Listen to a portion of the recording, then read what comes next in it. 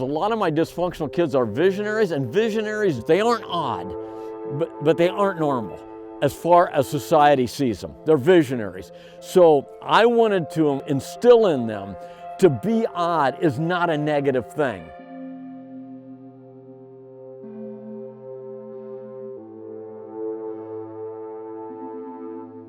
People will say to me, like, how many kids do you have? And I know they mean my own kids. I said, I don't have any. I said, but I got a lot. I got hundreds over the years, maybe 1,000. My kids are the kids that come into my yard and everybody's given up on them. Right here, that's on here, people say, what's this about? It's things kids have given me. I had a guy come, he's like 35 years old. You still got it? I said, yeah, I do. Come on, go around here. He gave me this when he was 7 years old. He found it smashed on the street, and he decided this is a piece of artwork that only Jim Bowsher would understand. So what do? That's a treasure. It's a treasure. I put in the first fence and I brought in the first rock in '81. I was working in juvie centers and I found the kids didn't have a place to go. And people do not understand the importance of that. Therefore, I knew what I had to do. I had to build a place. It in no way replicates the dysfunctional world they learn. I built a moonscape. I built a place so unusual that those kids suddenly will be disoriented. Disorientation is the first step to enlightenment.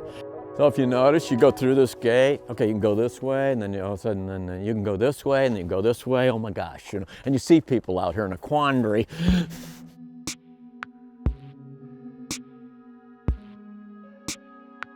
You come out to a thing, there's always 3 ways to go. If there's 2 ways to go, that's a choice. That's easy. 3 ways makes it entirely more complicated. When you get to this place, this is the real main thing, the impact of what I built here. They're seeing something they can't believe they're seeing, that it maybe is not even real. And as you look at it, it doesn't belong here in a residential area.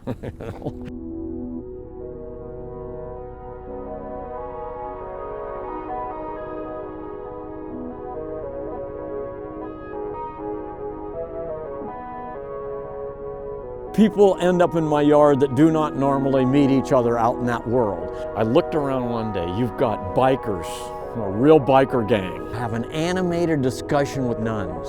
Now when they left, the oldest nun, a little one, and I had a guy, this biker, I know he's 6'6". Now how do I know he was that tall? Because he had to duck to go into the arch that I built, and I know how high it is. She goes like this, rubs his face and goes, "You be a good boy now." The poor guy couldn't even start his Harley out there.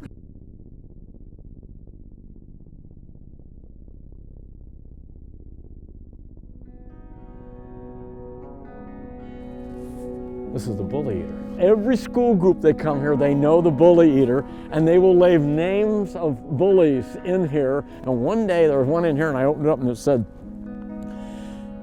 "Dear bully eater, my name is Stephen. I'm a bully, but I'm working on it."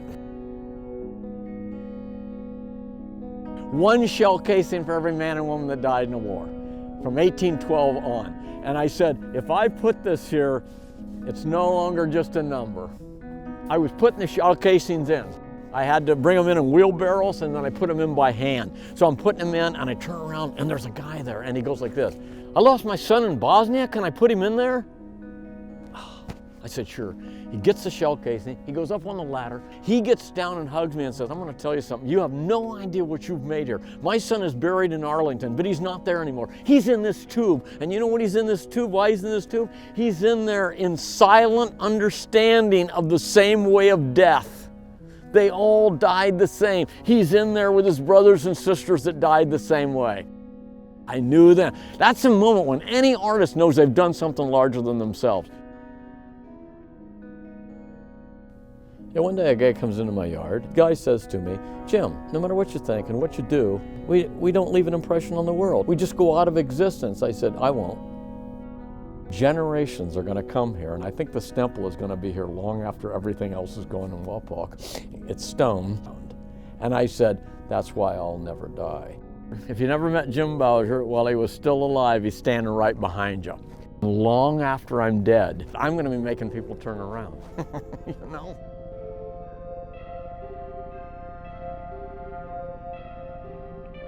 Hello, this is the Temple of Tolerance. Sorry I wasn't here to receive your call. I'm out making the world a better place than in which I was born.